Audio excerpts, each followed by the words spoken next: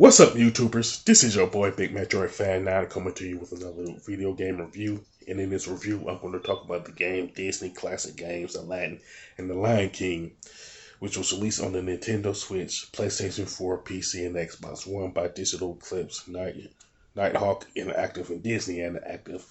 And this game, of course, it consists of The Lion King and Aladdin, with the Super Nintendo, it's Genesis version of Aladdin, not Aladdin, but The Lion King in this compilation, and the Genesis version of Aladdin in here too, due to the fact that Capcom was pretty much was the one that developed the Super Nintendo version, and the plot of both games maintain the same plot of their animated movie counterparts and everything.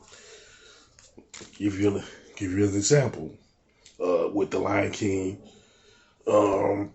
Scar had Mufasa killed because of a stampede, and he blamed Simba for it. And like years later, Simba comes back to reclaim the throne because he found out what the truth was. You know what I'm saying? Now with this compilation, like other compilations, you can pick whichever game you want to play first, whether it's The Lion King or Aladdin. You know what I'm saying?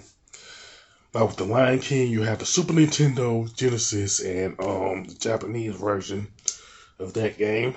While with Aladdin, you have Genesis version, the Japanese version, the Final Cut version, the demo version, and everything. And with these versions, they're relatively the same as the original versions of each of these games. You know what I'm saying? Whether you're talking about the Genesis version of Aladdin or the Super Nintendo version of The Lion King and everything. And with the Final Cut version of Aladdin, it is mentioned before you actually play the game that all of the flaws, whether it's like camera issues or whatever, have been fixed in this particular version. Now with The Lion King, that has 10 stages, which include the Stampede stage, which of course represents the Stampede scene in the Lion King movie, which is one of the most iconic scenes in the movie. And Aladdin has pretty much 12 stages in that, you know what I'm saying? So that's not change at all, you know what I'm saying? Now, it is also worth noting that the Super Nintendo version of The Lion King, along with the first three versions of Aladdin, has a thing called watch mode, where it allows you to essentially watch the walkthrough of those versions of Aladdin and The Lion King.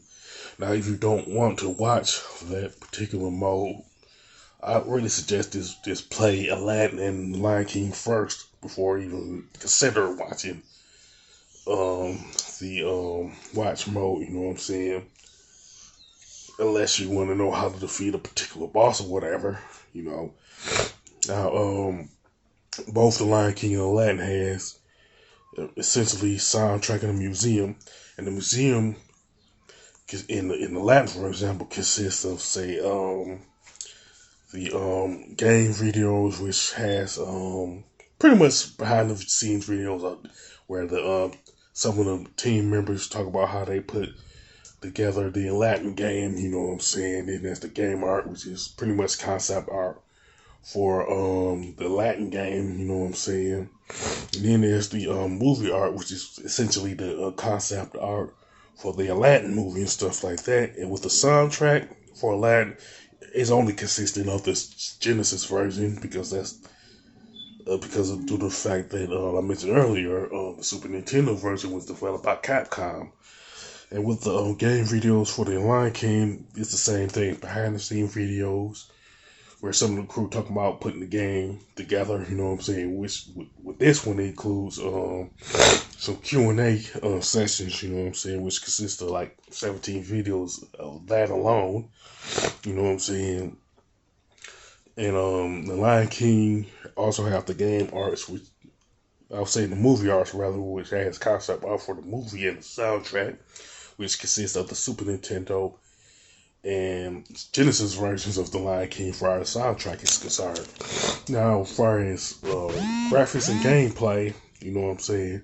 No, graphics and design. The graphics and design for this particular compilations are pretty good, you know what I'm saying, with some pretty nice color palettes for both games, you know what I'm saying.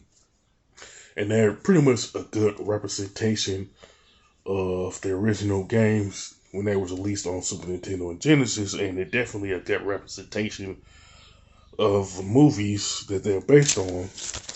Now, the controls and gameplay are pretty good too, you know what I'm saying. That now it is worth noting that in the Lion King, Simba has a long jump, you know what I'm saying. You have to be aware of what enemies are around you, you know what I'm saying, so you don't want to get hurt while you try to make a landing and everything.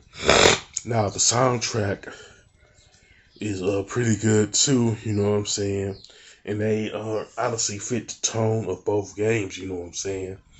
Because alright, if you hear the soundtrack for Aladdin, for example, you could definitely associate it with the Aladdin movie and everything. And I do like how these two games are a faithful representation of both the Lion King movie and the Aladdin movies in Disney classic games, Aladdin and the Lion King and stuff like that. Now, I would honestly recommend this compilation to anybody who played the Lion King and Aladdin when they came out for the Super Nintendo and Genesis. And even if you didn't play these games when they originally came out, I still recommend it if you like both of these movies and everything. As far as the score, I definitely give it a 9 out of 10 because it's a pretty good compilation in my opinion. Now, with that being said, you can essentially sound off in the comment section about this particular compilation, whether you prefer Aladdin or the Lion King and stuff like that. You know what I'm saying? With that being said, if you like this video, don't hesitate to click the thumbs up button. Don't forget to subscribe and hit that bell notification button. This is your boy Big Metro Fan 9 signing off.